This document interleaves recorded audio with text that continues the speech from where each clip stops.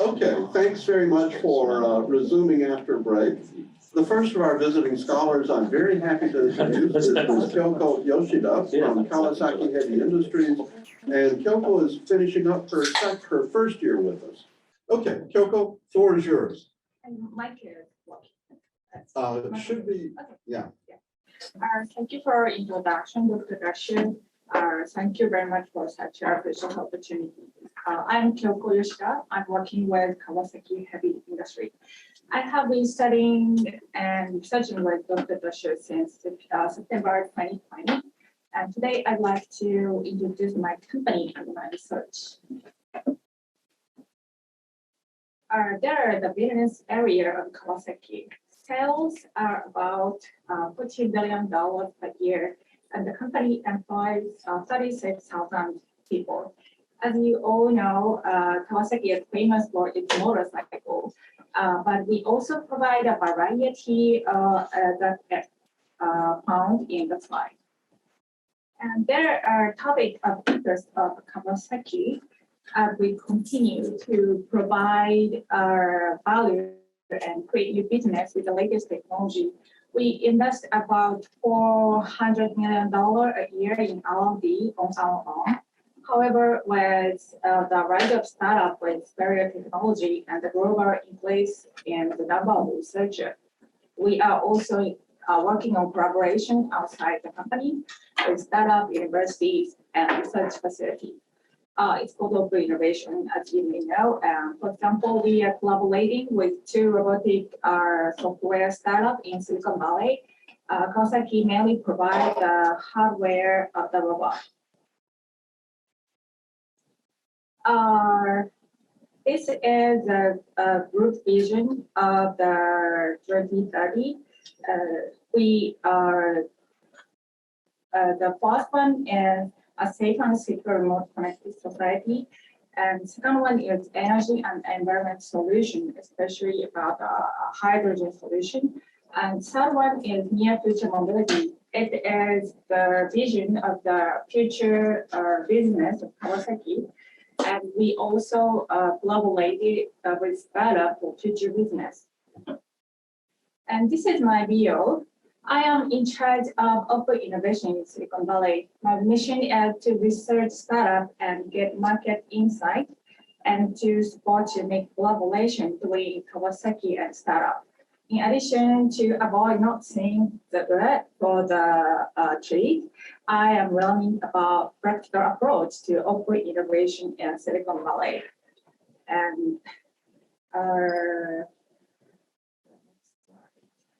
And my interest is last year I started collaboration with startup and legacy companies. And this year I focused in particular corporate venture capital framework. Corporate venture capital means investment activity from corporation to the startup that the corporation does not own. In Silicon Valley, there are several Japanese companies CVC. Japanese companies are physically further away from Silicon Valley and culturally different than United States company. I am interested in how Japanese companies manage CVC in Silicon Valley, what are the best practice and what are the challenges. There are, these are 10 outline, which I have been working with Dr. Dasher. The methodology is based on interview with CVC leaders, past report and case studies. The history of CVC has been used to learn about new business and new technology since DuPont invested in the auto company in 1960. Today, new technology companies like Coinbase are also investing at CVC. So the life cycle of company have become shorter and shorter, and many companies have had to gain a deeper understanding of startup. So from one to the next. So statistics show that more than half of CVC in the United States acquire about 10% of the company they invest in. That is exactly the same that the seed are what's spoke previously. And in addition, I'm also researching what company are doing to achieve their strategic goals. Because large companies are better at exploiting than the exploring. So they need to leadership and also organizational integrity. So I am still in the middle of research, but my conclusion would be that the CVC one of the tools for exploring new businesses that can be repeated as an investment. Yeah, thank you. That is all my presentation today. Thank you for the attention. Thanks, Yoshida-san. That's great. I'm curious, have you interviewed someone already or you just started? I'm just started. I will begin with the very famous Japanese manufacturer. Okay, so if anybody on the call would like to contact Ms. Yoshida and maybe suggest their company's CVC to discuss, I think that would be very welcome. So thanks to everybody. Let's move on. Next up is someone who can only join us by Zoom, Mr. Onishi, Jun-san. Onishi-san is with MUFG Bank. Ah, you're on. Great to see you. So Onishi-san, floor is yours. Yeah, thank you, Tashio Sensei. And also apologize, so I could not join in person today. So, thank you for giving me the kind of such opportunity. And yes, so I'm Jun Onishi and from MUFG Bank. And today, so I want to share you about my study in Stanford. And first, I want to share you about what is MUFG. So MUFG is the largest financial company in Japan and one of the top 5 corporate banks in the world. And MUFG brand promise your trust, your future, and our commitment. And actually, so we have more than 360 years history. That is a kind of so old company. And we have also the 2,700 locations in more than 50 countries. And so we are a Japanese bank, but we are focusing on not only in Japan, but also Asia, Europe, and the US as well. And next, I want to share about Global Innovation Team. That is my team. And so actually, so the red square is my team, the Global Innovation Team Americas. We have the 3 Global Innovation Team in the world, Singapore, and the UK, and the Americas. And also we have MUFG Innovation Partners, which is a CBC type of the company. And our team is under the umbrella of the Digital Transformation Office in Japan. And our report line is a CDTO in Japan. And technically, I'm belonging to the MUFG partners. So I often discuss with the MIP people about investment. And I also, our team is also belonging to the MUFG Americas Holdings. So that means that we have double heads so that we try to accelerate digitalization in Japan and in the US. And the next slide about mission. So we have the DX office guys and the strategic research division guy and the Nikos, which is a cloud company in MUFG. So we try to make the kind of synergy between our members in the team.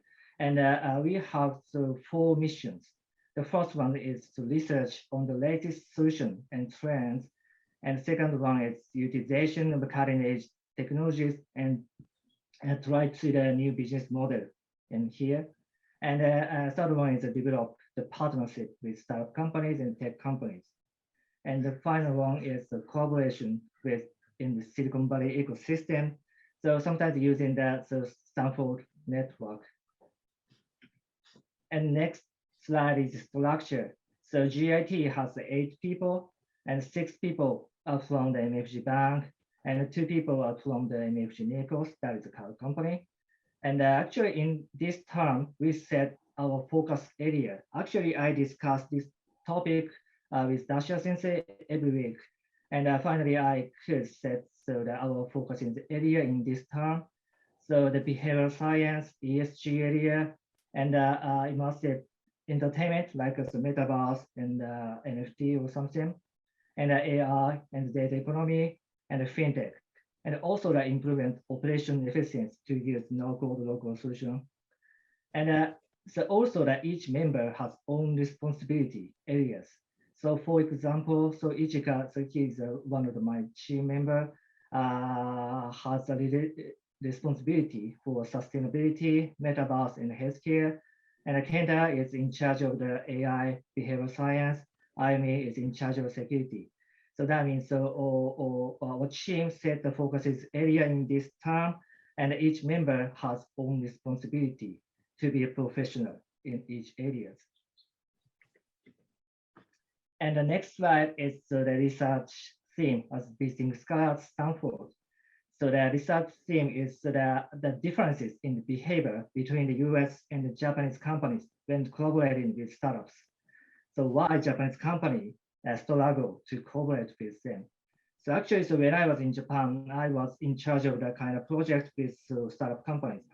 And this time, so actually, so yes, culture difference in the language were some issues, but not critical. So that so I want to clarify that these points. I mean, so the three so the cultural difference and the language barrier is the length of the project time so critical. So that I want to clarify this point with Dasha Sensei in this research theme. And I said 3 points. So I'm looking for. The first point is needs startups really have. And the second point is what startups and VCs really think. And the third one is the actual activities and the issues of the other Japanese companies have. And the first action, to research the differences in needs and the purposes for each stages of the startup companies. And second one is hearing the details to the startups and the VCs with a close relationship. So fortunately, so we have tons of close startups and VCs in here. So actually, I discussing with them at this point. And third one is hearing the detail to the other Japanese companies. So our team could have a meeting with other Japanese companies like SMBC or Mizuho and Nippon Life. So that today, so Okazaki-san is joining, right? So that we could discuss so many points with the other Japanese companies. So that finally, so I wanna figure out the truth and the right action for MUFG. That is my research theme with Dasha Sensei. And next slide is still working. So that this slide shows so that the stage of the startups and what we should do with each stages. So from the seed stage and to the late stage. So what they want to do and what we could do with them. So we were, I'm sort of researching and making the material at this point. And also that I want to figure out the actions from the MUFG. So we have 3 functions: MEIP, that is a CBC company, and the GIT, that is my team, and the whole MFC. So I want to clarify which function should be the contact to the each stages. And the next slide is still working, still working, but I could understand those points. So for example, so startup is the start of the collaboration, and we should win startups' trust. And I think the next point is so important.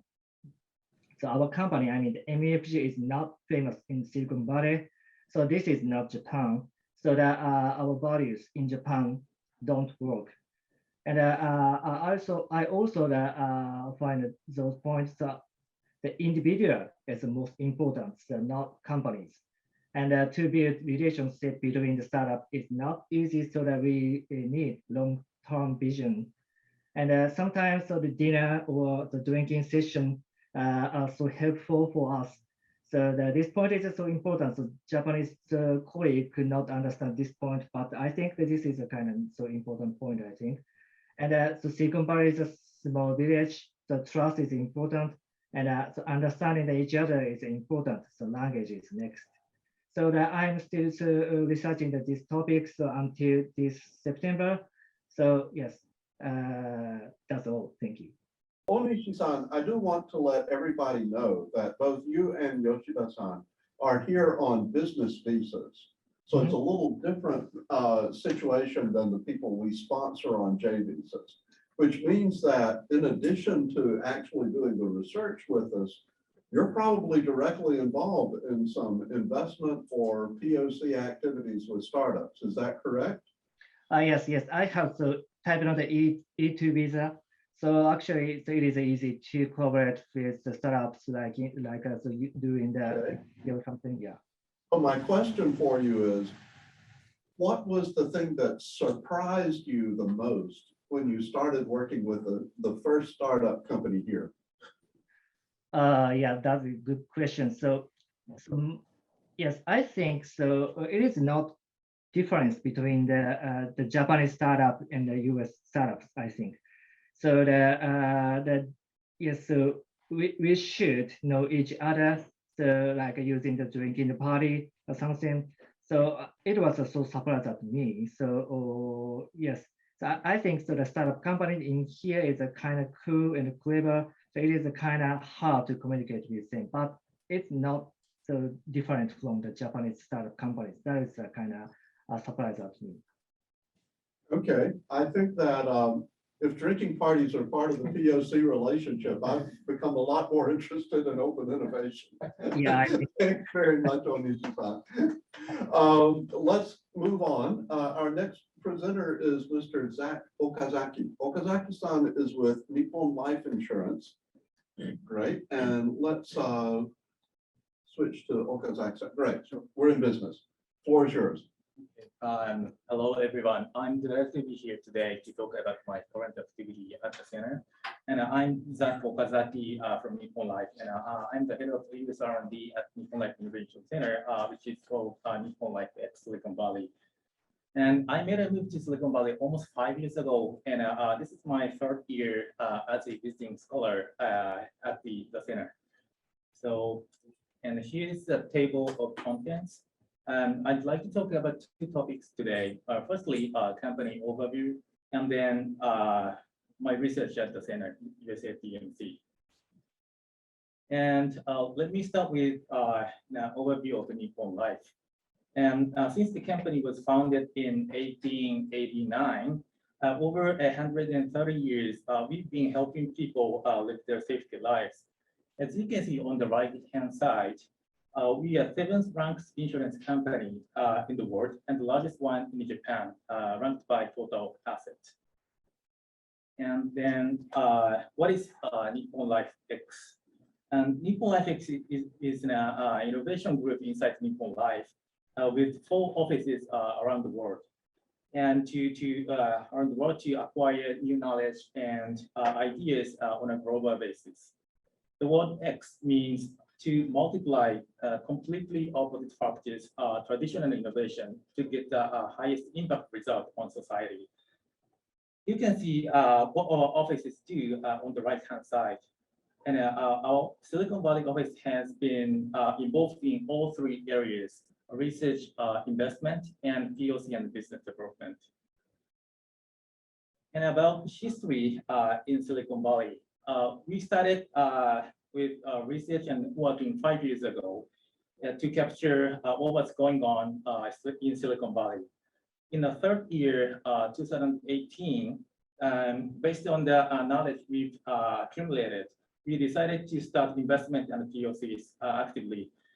After that, we joined US-ATMC 3 years ago, and my study at Stanford University helped us drive our innovation activities, such as setting up innovation fund and conducting POC with startups. Currently, we are actively engaged in both investment and R&D activities continuously. And from here, I'd like to share with you the overview of my research at the center. In terms of how my learnings here help Nippon life, there are two major things in my mind. And firstly, academic study allows us to have better management of innovation process, actually the entire innovation process. And for example, innovation funding mechanism has let us decide to take a portfolio approach, and so that we can meet multiple needs from the headquarters. And the other is that the learning at Stanford bring knowledge and ideas for the future, as you can see on the bottom of the slide. And we've been able to touch on a lot of basic research through the center, and this helps us to imagine what may happen in our industry in the future. And finally, I'd like to share with you some of my activities in this year.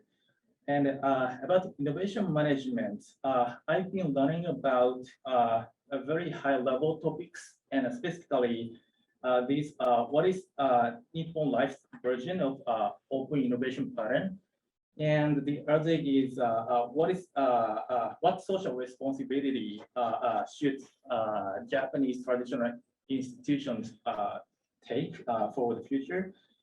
And also, as for acquiring specific knowledge and ideas for the future, I've also focused my research on AI and blockchain, such as the disease onset prediction AI and decision-making AI in this field.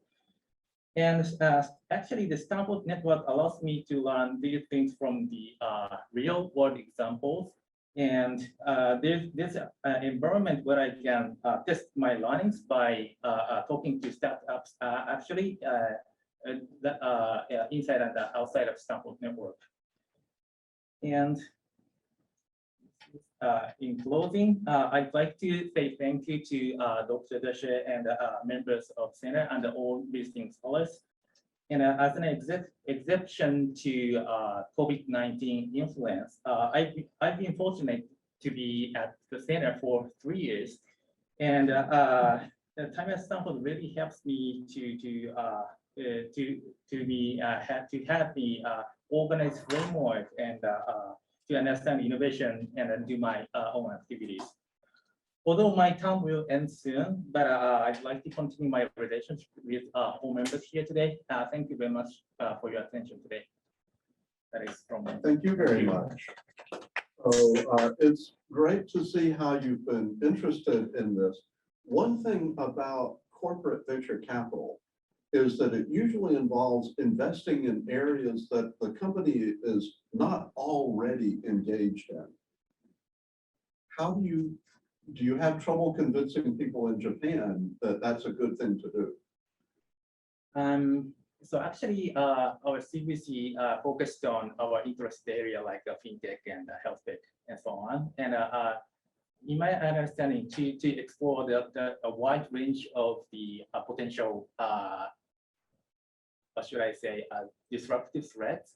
And so this is a good idea to monitor those kind of things. But in terms of our activities, we are focusing on our interest area as for the CVC. But in our activities at Stanford, we can seek for those kind of things with a wide range of disruptive threats. So that's why we joined this program. Okay, thank you very much. And I appreciate your kind words. Next up is Mr. Yoshio Nosek, who is with Nosek Kozai, which is a medium-sized specialty steel and aircraft parts manufacturing company. Nosek-san, the floor is yours. Hi, okay. Thank you so much, Dasha-sensei and everyone. I really appreciate it. Today, I'm going to share my recent activities with the US-ATMC as a visiting scholar. First of all, a little bit about myself and my companies.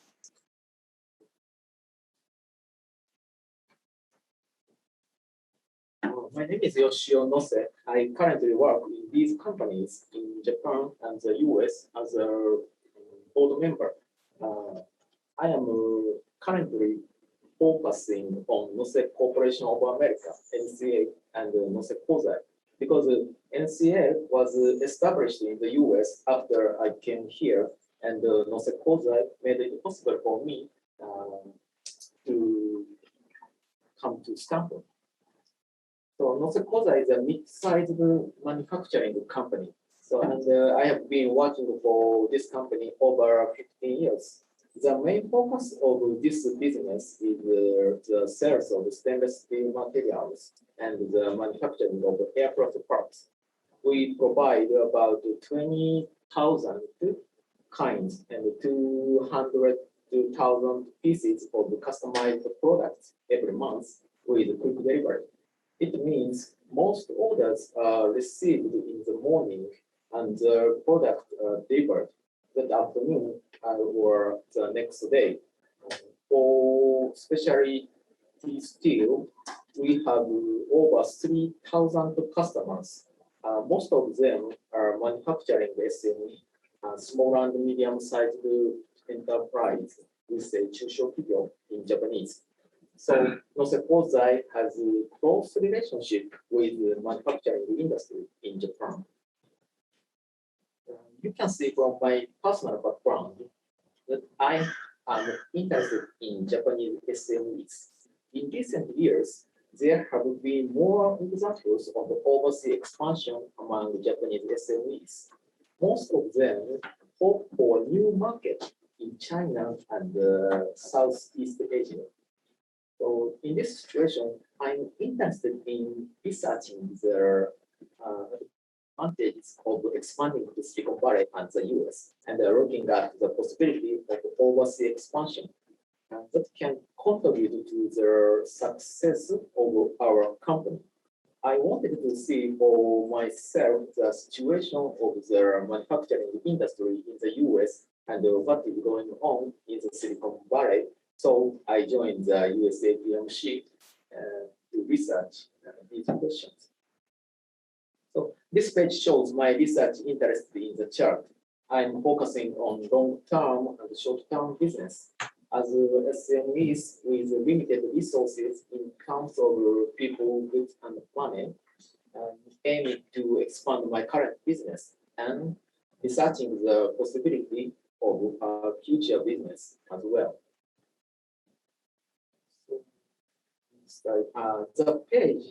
This page shows my recent activities in the chart. I have shared these activities with our employees in Japan.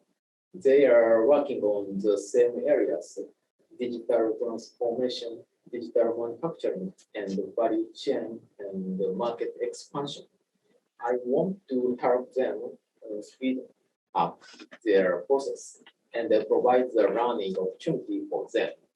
And some activities already connected to R&D and business of Nosek Kozai and NCA. Next is, this section shows what I have learned through attending the 4 or 5 manufacturing trade show in the US and visiting to SMEs in the US. In Japan, SMEs are often or always required to deliver quickly and just in time. But in the US, there is less emphasis on this. Many US companies are used to international supply chain and they have more flexibility in terms of delivery date and stocks. This point was also confirmed in terms of material stock. Many US companies have their own material stock because they cannot buy material on a just-in-time basis. In Japan, SMEs manufacturers keep only small amount of supplies. I also got the impression that there is a big interest in environmental issue among the US small manufacturers. Because of my study, I also think that the products of Japanese SMEs can be sold in the US. However, I don't think that Japanese SMEs focus on just-in-time delivery or quality enough to be successful in the US. Bottom line, the best way forward for the domestic business in Japan to be energized by simultaneously pursuing projects in Japan and the US. I strongly believe it. This is the final slide. New knowledge.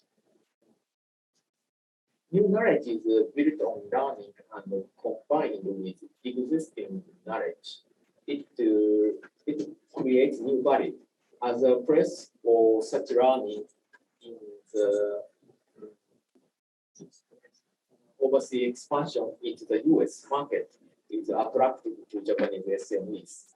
In general, if we only focus on selling current products, we tend to look at things in the short term. But in the US and the Silicon Valley, I think it is important to look for learning opportunities for more long term. This means sales is a way to learn, not just a source of revenue. Finally, this is my next step. I keep my activity in the US to make NCA and Nosek Kozai active and to expand my business in the future. That's from me. Thank you for listening. Thank you very much. So for my question for you, Silicon Valley is not known as a center of manufacturing anymore. So with your kind of research, you really had to go outside Silicon Valley. What was the best part about being in Silicon Valley while you're in America for you? Sorry, I don't understand. シリコンバレーにいらっしゃることは何が一番メリットになるんですか？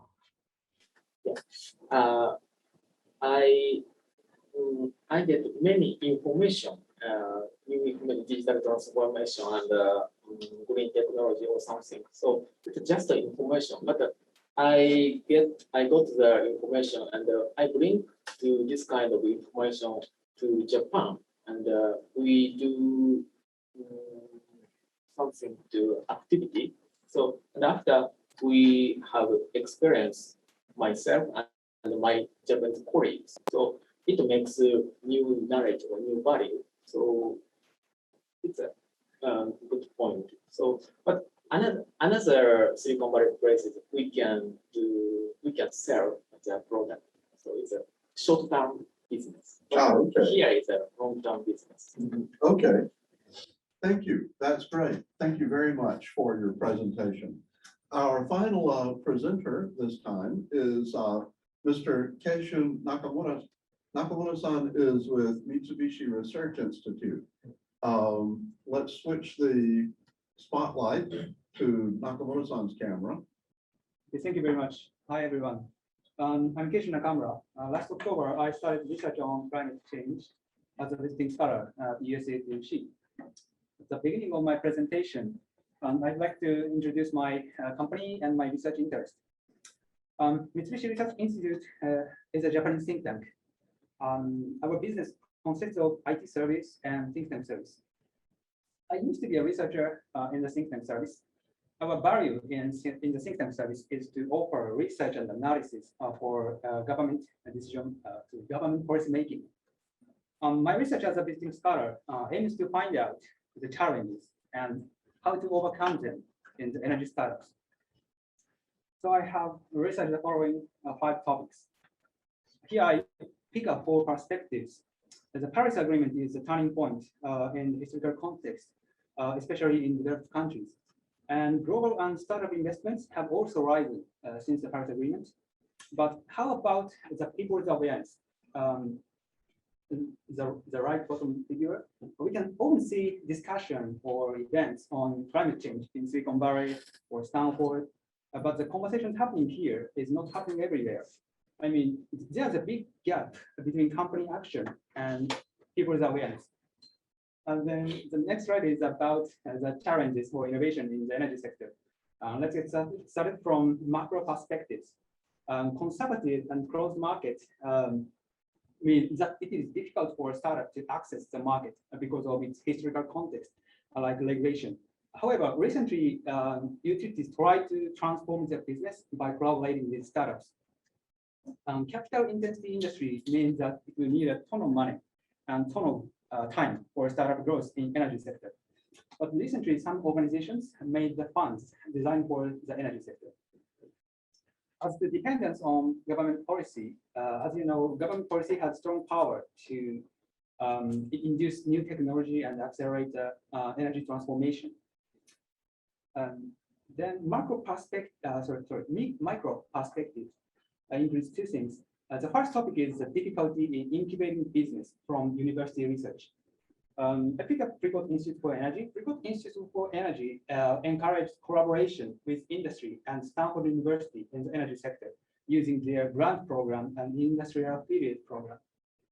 The last topic is that most energy startups can solve only a small part of the overall process. Here I take hydrogen, for example. The hydrogen industry has such a vast value chain. So in most cases, startups have to collaborate with other companies for deployment.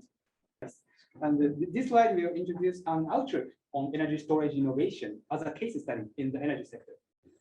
The first question is why we will need energy storage. Generation from renewable sources will be increasing, but the sun doesn't shine every day, every season, and the wind doesn't blow in time. So energy storage is one of the solutions to cope with variable electricity. As the distribution level energy storage, the current main driving force is to cope with blackout. SGIP is a financial incentive program to buy energy storage in California. Thanks to that, many energy storage systems like Tesla Powerwall have been installed in residential houses in California. According to the EIA report, 83% of small-scale energy storage in the US is installed in California. At the bottom, at the utility level storage, California has a mandate for energy storage procurement to utilities. For example, PG&E started the energy storage projects in Moss Landing using lithium-ion batteries. On the other hand, some research shows that utility level storage will need more long duration energy storage to have more flexibility. Some startups developing long duration energy storage have started collaborating with existing companies for their commercialization. Okay, so far I have introduced the research result. In order to understand the difficulty of startup incubation more deeply, I tried a practical study of startup formation. As you know, existing companies started to tackle climate change, but some investigations said there is a big gap in sustainability behavior between the company and the employees. Therefore, we are ideating solutions combined with calculation, reward system, and gamification to change the mindset of employees using the software. The outcome contributes to enriched ESG reports and employee satisfaction, etc. We have already received feedback from climate ventures at the Stanford Graduate School of Business and some potential customers. Next week, we will be applying to StartX and Stanford Accelerator Community. Thank you very much. Okay, Nakamura-san, thank you very much for being very patient. I want to ask you about LEAP CO2. Okay. Can you tell us a little bit about the team? Who's involved in this besides you? Yeah, startup consists of three persons. The one is has a MBA. He's a leader, and I'm a climate related researcher and expert. And then the other person is American, who has a experience of developing software. So he can capability of developing software or apps. Okay, and when are you going to pitch to StartX? Sorry? When will you pitch Okay. to StartX? At first, we have to apply to StartX, and they accept our proposal. I have to make a pitch on June, the middle of June. Okay, So thank you again very much. We have just a little bit of time, and I want to suggest that if there are any questions from anybody in the room about anything that we've talked about in the meeting, either for our panel or for any of the visiting scholars, we've got a couple of minutes for that. Or anyone on Zoom, if you have questions you would like to ask, just use the raise hand function and we'll let you have the floor. So are there any kind of final questions or final points from anybody in the session? Otherwise, we'll turn off the recording, we'll go offline, we'll do real Silicon Valley networking and get together again soon. I have one question. This is Walter. Did anyone look at the housing problem? People move away from Silicon Valley. I think housing problem is a major issue instead of technology. I think it is a major issue.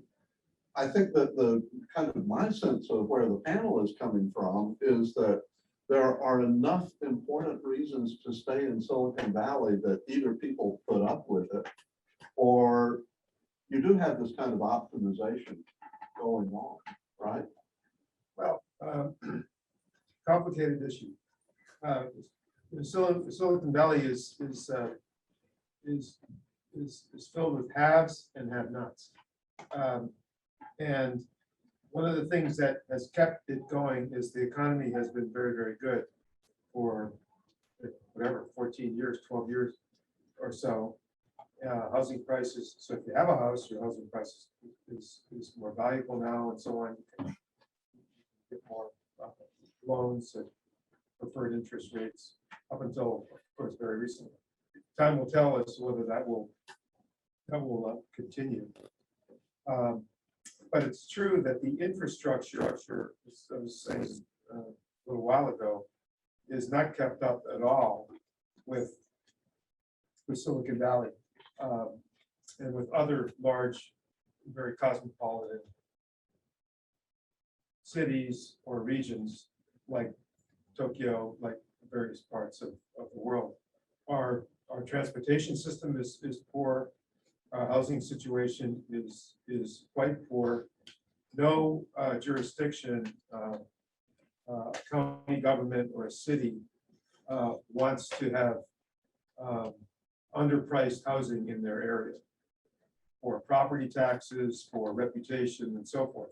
So everyone is pointing the finger, it seems to me, at other places that they should do something.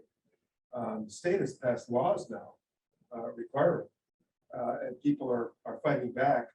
Woodside, in a very famous story, Woodside fought back the town over here that they shouldn't put any housing in because they have a wildcat, what do we call it? Mountain lion situation that is very special to Woodside, and the mountain lions need a lot more space and so on and so forth. So people are coming up with their outlandish reasons to avoid dealing with, which is obviously a problem. If this, if we hit a recession, and it's a fairly deep recession for a couple of years, I don't know what your predictions are, but I think that can become a real mess for Silicon Valley, because everybody has been floating here, even the haves, on bonuses and stock payouts and that sort of thing. And if things flatten out or go down for an extended period of time, then you're exhausted of those issues. And then those issues really come to the fore, not to mention the homeless. I agree that I think the housing is probably the #1 issue here. It's not the R&D, it's not the startups with the technology. If you boil it down to just one topic, it's the cost of housing, which is the most expensive in the US alongside Manhattan. And the cost of housing primarily drives the cost of living and the cost of doing business.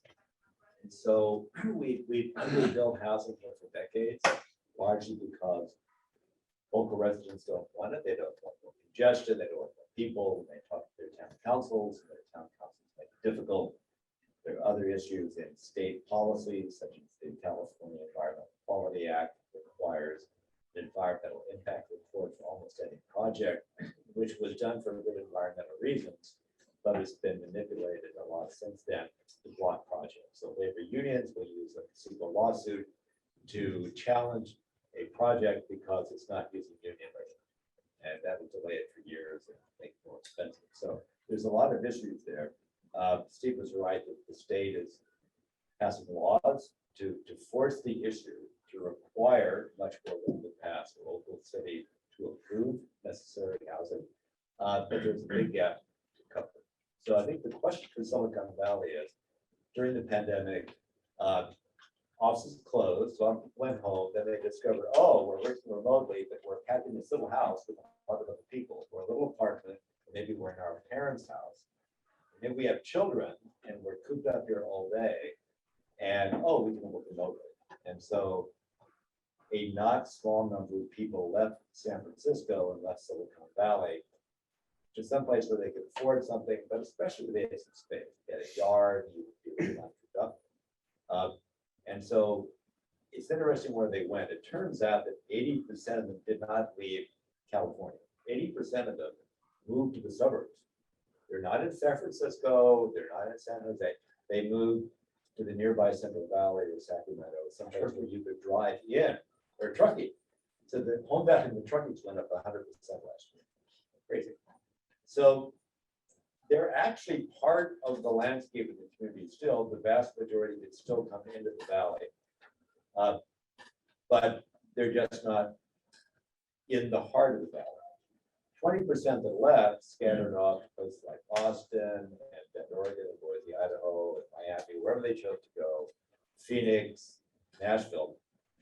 And there's a question there. Will companies eventually require people to be back in the office? If so, what happens with remote folks?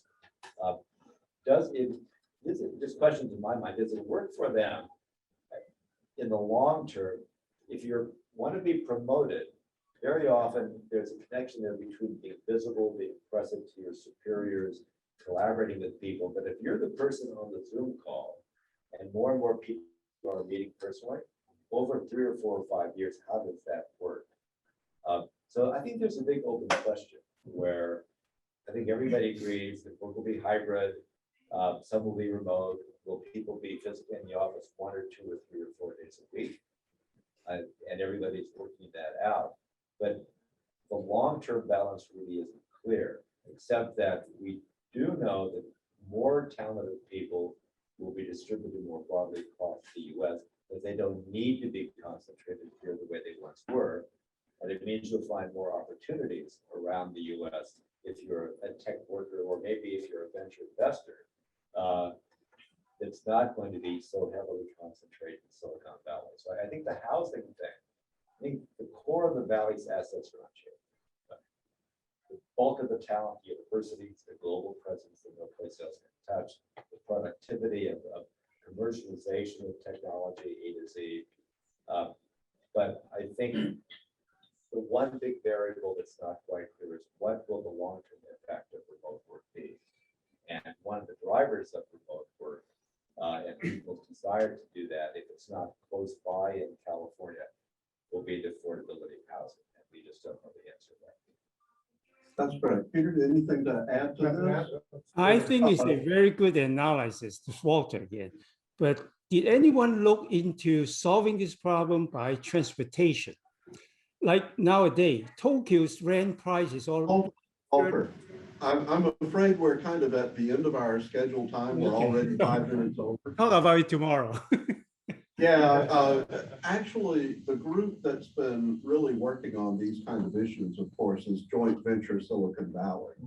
And they've been taking, serious statistics for years on this topic. And they put together a number of working groups solving the kind of social problems that are behind the valley. It's a big issue. I think that for this group, ending up by saying that there's something that you miss in innovation if you're not together in the same place. And that there will always be something about Silicon Valley that makes it a good place for people to come together and identify new opportunities and start to go from just basic awareness to real execution. That 0 to 1 execution is something that's very difficult to do remotely. And I think that there will always be ways people get together, even if it's not working 5 days a week here. But thanks everybody for participating. This is great. I wish we had more time, but we're made a promise to end up at this point. So thanks to everyone for presenting. Thanks to our panel. Thanks to everyone for participating. It's been a great year and we're looking forward to the year ahead. Thanks everybody.